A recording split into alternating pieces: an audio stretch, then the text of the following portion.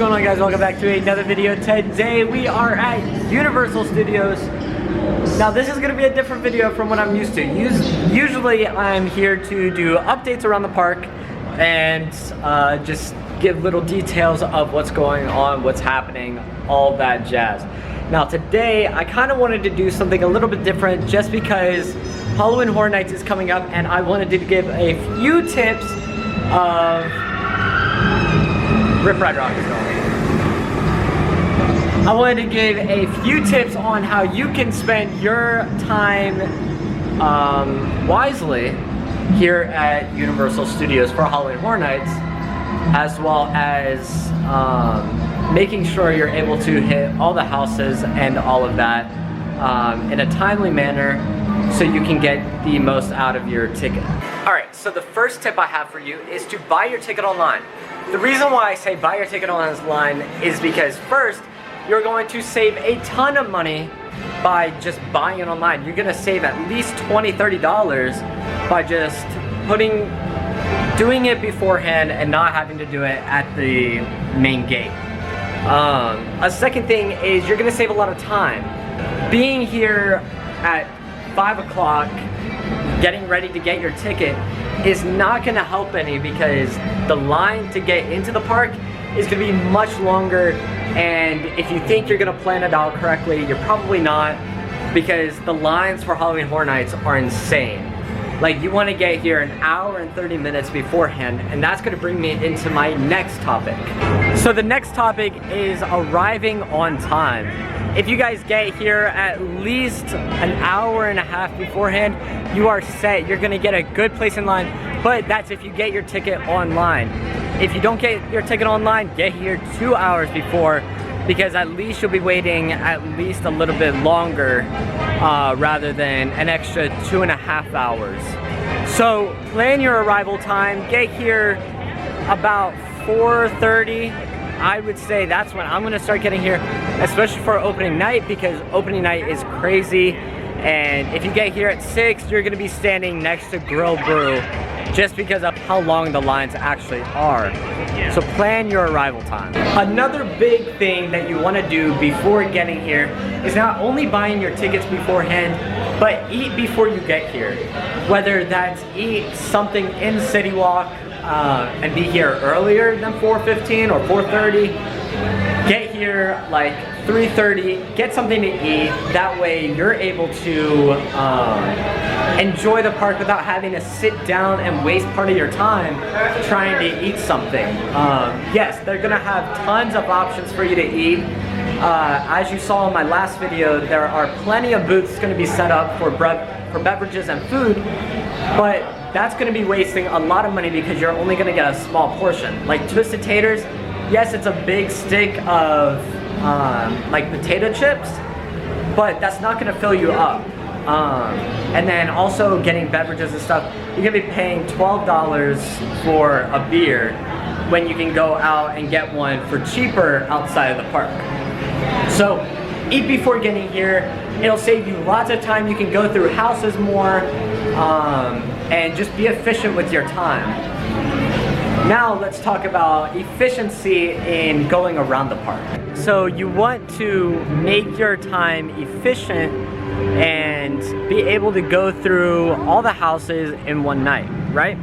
You want to be able to do the shows, you want to go eat, you want to sit down, relax, go through the scare zone, go through the houses once or twice. And the way you can do that is by just starting at the back of the park. I know if you guys don't have a fear pass or something and you guys are coming here one night, you want to do everything. So start at the back of the park. You're going to maximize your time back there. Maybe wait 45 minutes just because you're going to be going to the back and hitting at least 5 houses, and then go up to the front where everyone's going to start from the front and go to the back. Also, don't wait to go through a house. I remember going through Yeti Terror of the Yukon and it was posted as a 50-minute wait. It was a walk-on. We had no one in front or behind us.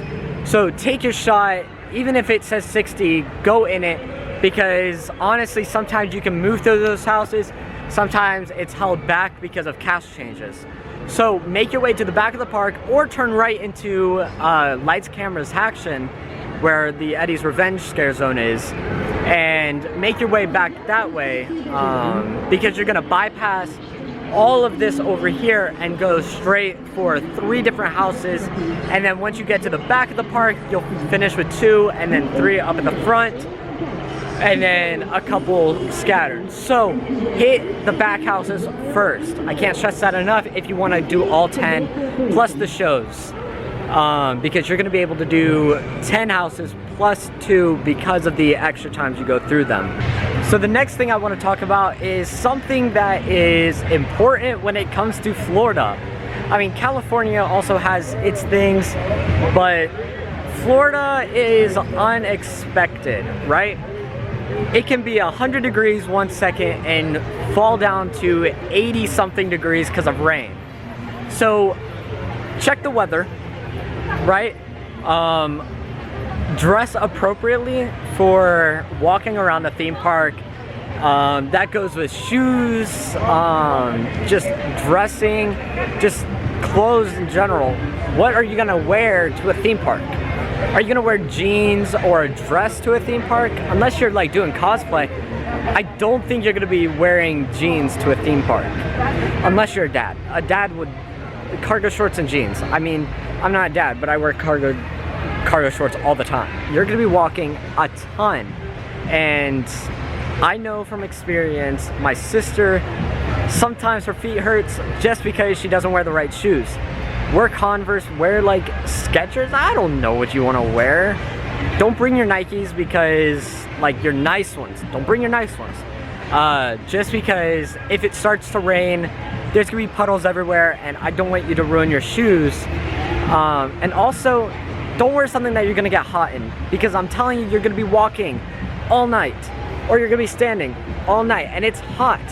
Especially if you go to the front houses. Like I just mentioned, don't go to the front houses. You want to walk through the house, get in the AC as fast as possible, because last year on opening night, we made a bad decision. We waited 60 minutes in the US line. That was terrible because it was just in the heat. And my dumb self wore a hoodie thinking I was gonna be cool because I was wearing the merch. So go to the back of the park, get some AC as soon as you walk into the house. And then also don't wear like hoodies or something. I don't care if you're cool, don't wear a hoodie. It's Florida. If you do bring a bag, put it in there. If it starts to rain, put it on. I don't know. But yeah, dress appropriately. The next thing I want to talk about is what you can do to prevent dehydration. So I know that's kind of a weird topic, but it's one that really fits for a hot night. Always get a cup of water or something from any station, because the small cups of water and ice are free, and I mean, you can go around to any of them and they'll give you water. And also any freestyle machine, you can get free water. If you bring like a water bottle or something, put ice in it, and then you can also just click on water on the freestyle machine and you don't need to buy a souvenir cup for that or any water bottles. So that is one thing that you can do, because it will tremendously help, and you don't have to get Coke or something to stay refreshed. Get a cup of water. Like, this is how big it is. It's not big at all, but it refreshes you a ton, especially on a hot day. So I know y'all want to have like all your stuff. You want to have your makeup so you can look good. I know you want like maybe an extra change of clothes. I don't know. You'll always want to bring something extra to a theme park that you don't really need. You think you need it when you leave your house, but then when you get here, you don't actually need it, because all you're doing is walking and going through houses. So what I advise you to bring is bring like a small bag. I always carry this fanny pack. It's kind of just like a satchel at this point. I just throw it around and it doesn't bother me. And I can carry my camera, I can carry a freestyle cup in it. You can carry your phone, wallet, charger. Always bring a charger to Halloween Horror Nights, because sometimes you don't realize how much you're going to use your phone in line until you do. Don't bring a ton of stuff, because all you're really doing is walking through houses, going through scare zones, going on rides. bring your necessities like a charger, phone, wallet, water bottle if you want to bring one.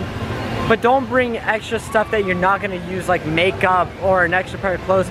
Bring a poncho just in case the weather acts up. But that's about it for what you need to bring. Make sure you have your pass. That's a must. Always have your pass. If you buy it online, download the Universal Orlando app, because you can have your mobile ticket on there if you clicked, like if you buy it online, you'll see this pop up, and that is what you can do to have it always on you, because you don't ever need to worry about bringing a pass. Just bring your phone. It's easy. Or just have it on email. It's easy. So one of the biggest things that you can do that will help you at the end of the night, not necessarily while you're walking through, doing houses, remember your parking spot. It's the first thing you should do whenever you walk into the parking garage or walking out of the parking garage, I don't know. But remember your parking spot, because at the end of the night, at 2 o'clock, 1 o'clock, whenever you go and you stay till close, you are extremely tired, and you walk into the main area and you're like, am I in Cat in the Hat? Am I in Jurassic Park? King Kong? Where am I? And you have no clue which parking garage you're at. So remember your character, take a picture, remember your row, remember your level. Just remember your thing, because anytime you exit the park, you're not really thinking, and you're like, you get there and you're like, where did I park? Because that happened to me and Brianna one time. We went into the other garage and we were like, crap, we're in the other one. Yeah, it's bad. Remember your parking spot, take a picture of it, put it in your notes, text someone, put it on your Instagram, I don't know. Remember your parking spot. So the last thing I'm going to talk about is one of the most important things you could do while at Halloween Horror Nights, and that is have fun. Don't worry about social media. This is the one place where you can just go have fun with your friends, have fun with family. Just get away from social media. You can post stuff when you get back home or back to your hotel room. Go have fun. There's different games, and I'll list a couple up here. There's like Out of the Loop, Heads Up, Psych, all these different games you can play while in line, and they require one to all of the phones, but you're interacting with everyone. So you can even talk to other people online. It's not scary, guys. Like, I mean, I know I'm kind of an extrovert, introvert, but sometimes I just find interest. Like if I'm playing Heads Up, there's a gnat flying around me, sorry. But if I'm playing Heads Up or something, or someone else is playing Heads Up, I'll kind of like join, but nonchalantly, you know, and just be like, hey, that's like, just start acting it out. I don't know, have fun.